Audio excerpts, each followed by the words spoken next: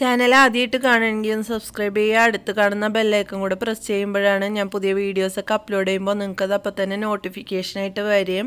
അപ്പോൾ അതിൽ ക്ലിക്ക് ചെയ്താൽ കാണാനും പറ്റുക.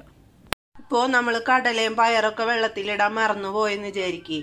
നമുക്ക് പെട്ടെന്ന് ഇത് കുതിർന്ന് കിട്ടണമെന്നുണ്ടെങ്കിൽ ഇതിലേക്ക് നമുക്ക് കുറച്ച് ചൂടുവെള്ളം ഒഴിച്ചു കൊടുത്താൽ മതി. നല്ല ചൂടുള്ള വെള്ളം ഒഴിച്ചു കൊടുത്താൽ വേഗം കുതിർന്ന് കിട്ടും. അപ്പോൾ ഇതുപോലെ ചൂടുവെള്ളം ഒഴിച്ചിട്ട് നന്നായിട്ട് അടച്ചു വെക്കുക. അപ്പോൾ വേഗം കുതിർന്ന് കിട്ടും. ഇതുപോലെ തന്നെ പച്ചരിയും ഒക്കെ വെള്ളത്തിലിടാ ദോശക്കരക്കാൻ വേണ്ടിയിട്ട് മറന്നു പോയിട്ടുണ്ടെങ്കിൽ ഇതുപോലെ ചൂടുവെള്ളത്തിൽ ഇട്ട് വെച്ചിട്ടുണ്ടെങ്കിൽ വേഗം കുതിർന്ന് കിട്ടും. അപ്പോൾ നമുക്ക് പെട്ടെന്ന് അരച്ചെടുക്കാനൊക്കെ പറ്റും. അടുത്തതായിട്ട് ഞാൻ പറയാൻ പോണത്, നമ്മൾ സവാളയൊക്കെ നന്നാക്കിയിട്ട് അരിയുമ്പോൾ നന്നായിട്ട് കണ്ണീന്ന് വെള്ളം വരും. ചിലവർക്കല്ല മിക്ക ആൾക്കാർക്കും വരും. അപ്പോൾ നല്ല ഗ്യാസൊക്കെ ഉള്ളതാണെന്നുണ്ടെങ്കിൽ നന്നായിട്ട് വരും കണ്ണീന്ന്. അപ്പോൾ ഇതുപോലെ മുറിച്ച് നമ്മൾ തൊലിയൊക്കെ കളഞ്ഞ് കഴുകിയിട്ട് ഇതുപോലെ മുറിച്ച് വെള്ളത്തിലിട്ട് വെക്കുക. കുറച്ച് നേരം വെച്ചാൽ മതി. പിന്നെ എത്ര സവാള വേണമെങ്കിലും നമുക്ക് അരിയുക. കണ്ണീന്ന് ഒരു തരി പോലും വെള്ളം വരില്ല.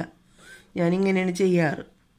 അടുത്തതായിട്ട് വെളുത്തുള്ളി എങ്ങനെ എളുപ്പത്തിൽ തൊലി കളയാന്നുള്ളതാണ് കാണിക്കുന്നത്. അതിന് വേണ്ടിയിട്ട് ഇതുപോലത്തെ ഒരു നമ്മൾ ചതക്കണൊക്കെ ഇതുണ്ടല്ലോ, അതെടുക്കുക. എന്നിട്ട് വെളുത്തുള്ളി ഇതുപോലെ കട്ടിങ് ബോർഡും വെച്ചിട്ട് ഇതുപോലെ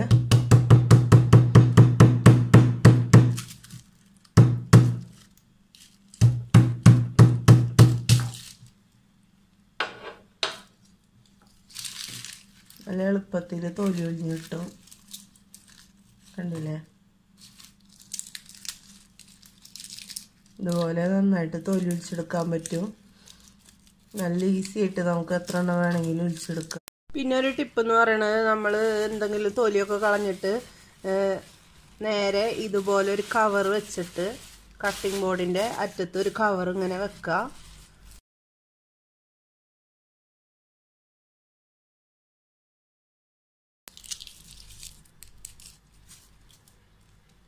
നമ്മൾ തൊലി കളയണത് ഇതുപോലെ അവിടെ തട്ടിക്കൊടുത്താൽ മതി. അപ്പോൾ ഇവിടെ ഒന്നും വൃത്തികേടാവില്ല. നമുക്ക് എളുപ്പത്തിൽ അപ്പോൾ തൊലി കളഞ്ഞു കഴിഞ്ഞിട്ട് ഇതേപോലെ എടുത്താണ്ട് വേസ്റ്റിൽ കിട്ടാൽ മതി. ഇനി നമ്മൾ ചെറുനാരങ്ങയൊക്കെ കുറേ അധികം വാങ്ങിയിട്ടുണ്ടെങ്കിൽ ഫ്രിഡ്ജിൽ വെച്ചാലും ചിലപ്പോൾ കളറൊക്കെ മാറി കേടാവും. അപ്പോൾ അങ്ങനെ വരാതിരിക്കാൻ വേണ്ടിയിട്ട് നമുക്ക് ഈ ചെറുനാരങ്ങ ഇതുപോലെ ഒരു പേപ്പർ ഇങ്ങനെ കട്ട് ചെയ്ത് ചെറിയ പീസാക്കിയിട്ട് കട്ട് ചെയ്ത് വെക്കുക. എന്നിട്ട് ഇതുപോലെ ഇതിൽ പൊതിഞ്ഞ് വെക്കുക. ഓരോന്നായിട്ട് ഇങ്ങനെ പേപ്പറിൽ പൊതിയുക. ഇങ്ങനെ ചെയ്തിട്ടുണ്ടെങ്കിൽ കുറേ നാൾ കേടുകൂടാതെ ഫ്രിഡ്ജിൽ സൂക്ഷിക്കാൻ പറ്റും. ഇങ്ങനെ ചെയ്തതിന് ശേഷം ഒരു പ്ലാസ്റ്റിക് കവർ എടുക്കുക. സിപ്പർ ബാഗ് ആണെങ്കിൽ അത്, അല്ലാന്നുണ്ടെങ്കിൽ സാധാ പ്ലാസ്റ്റിക് കവറായാലും മതി. ഇങ്ങനെ പൊതിഞ്ഞത് ഇതിൻ്റെ ഉള്ളിലേക്ക് നമുക്ക് ഇട്ട് കൊടുക്കുക.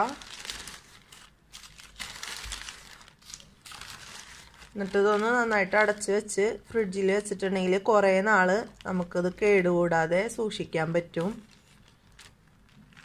ഇന്നത്തെ എൻ്റെ എല്ലാ ടിപ്സും നിങ്ങൾക്ക് ഇഷ്ടമായി എന്ന് വിചാരിക്കുന്നു.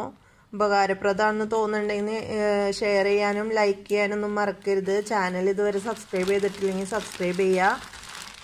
എൻ്റെ പുതിയ 2 ചാനലുണ്ട്. ഒരെണ്ണം ക്രാഫ്റ്റാണ്, ഒരെണ്ണം 5 മിനിറ്റ് ഹോം റെമഡി എന്നുള്ള ചാനലാണ്. അതാണ് ഇപ്പോൾ തുടങ്ങിയത്. അപ്പോൾ എല്ലാവരും അതൊന്ന് സബ്സ്ക്രൈബ് ചെയ്യണം, സപ്പോർട്ട് ചെയ്യണം. ഇതിന് നടന്ന സപ്പോർട്ട് അതിനും തരണം. അതിൻ്റെ 2ൻ്റെയും ലിങ്ക് ഞാനിവിടെ ഡിസ്ക്രിപ്ഷനിൽ ചേർക്കുന്നുണ്ട്. അതിൽ ക്ലിക്ക് ചെയ്താൽ നിങ്ങൾക്ക് സബ്സ്ക്രൈബ് ചെയ്യാനും അതിലിട്ട വീഡിയോസ് കാണാനും പറ്റും. Thank you.